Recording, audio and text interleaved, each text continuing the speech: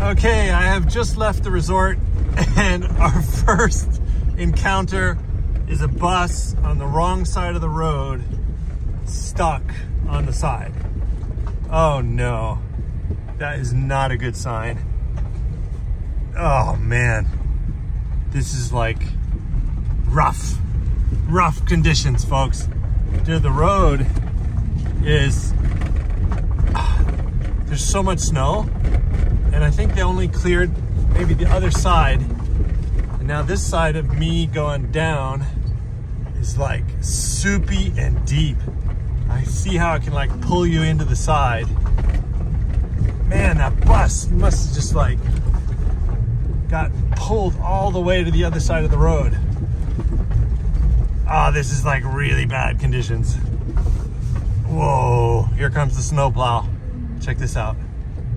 The savior, come and help us. I'm gonna kind of wait for him to go by here. Yeah, dude, oh, I wish he was in front of me. Oh, look at that. Look at how clear it is on the other side now. Shit. All right, hold on here, folks. Let's see if we can put you on the dashboard. I don't know if you can see me there. Ooh, man, we are in for a hell of a ride home. I didn't even want to leave the resort. I gotta be honest with you. I was like hanging out there. I'm like taking photos. I'm like recording videos. I'm just like making every excuse I can to like not leave the mountain. I'm scared to drive home. Oh, dude. Okay, mountain debrief. Sapporo Kokusai debrief 2024, January the 8th. I believe it is Elvis Presley's birthday. Is that right? I think I got that right. The King has brought us an incredible, I'll call this storm King Storm. Let's call it King Storm. Presley, man. Insane amount of snow up at Sapporo Kokusai.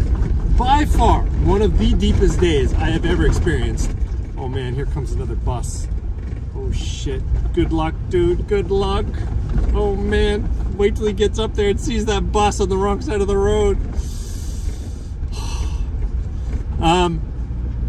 What was I saying? I'm all over the place here. Yeah, one of the deepest days I have ever seen at Sapporo Kokusai. Like, wildly deep. And I had an incredible experience. Some beginners up there are probably gonna go home and say they had like the worst day of their entire lives because it was too deep. Some people the skiers were going, oh, the snow's kind of heavy. It's not heavy snow. There's so much air in the snowpack that it's just voluminous. And as soon as you get in the powder, because it's not that steep, it just sucks you in. It wants to submarine your board. So you really have to have the right equipment. I was on the Field Earth X1. I wanted to be on my Genten Stick Cloudliner because that's the biggest board I have, and I knew today was the day to ride it. If there's one day of the season to ride that board, it was today. I couldn't get it together, man. I had so much stuff to do, snow clearing, you know, it's just endless. It was impossible. So I rode what I had, which was great, but it was not enough, and that's like a 170 centimeter mega powder board, and it was not enough. People were all over. People were buried in the snow. People were searching for skis that had come off. It was wild. They had the downhill course closed until like 10:30, and I got it pretty much as it opened. About 20 people had gone in. It was wild, so deep, and at the very bottom where it kind of flattens out, I got kind of whooped, and I kind of lost my balance. I didn't crash, but I got into the powder on the side there, and just stopped. Like, it just sucked me in, and boom, you just come to a full stop, and you're like, no! There was a guy on a 2-meter long snowboard, I think it's the Rad Air board, and he was right behind me. I kind of white roomed him. I was like, sorry, and then he just shot by me and got out with his 2-meter long board. So that was a good example of why you need like the right equipment on a day like this. So all in all, a large number of people made it up to the mountain. More people still coming in. Cars cars were passing me. It's just a wild, dangerous day to even be out on the roads. So hopefully everyone's going to be okay. The resort said they may try to close a little early just to make sure they get everybody out, because this road closes at 7 p.m. Everybody has to be out by 7 p.m. and it's really hard when the parking lot is so loaded with snow.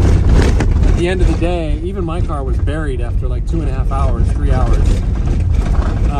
At the end of the day, people in the parking lot are going to be getting stuck.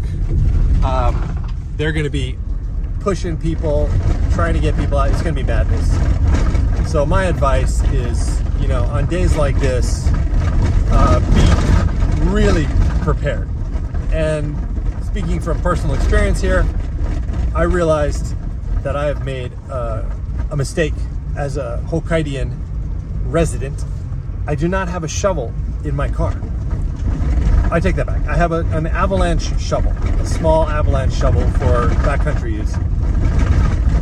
I'm gonna go home and I'm gonna put a real shovel in my van right away, because this is the kind of day when you need to like dig out your car just to leave the ski resort.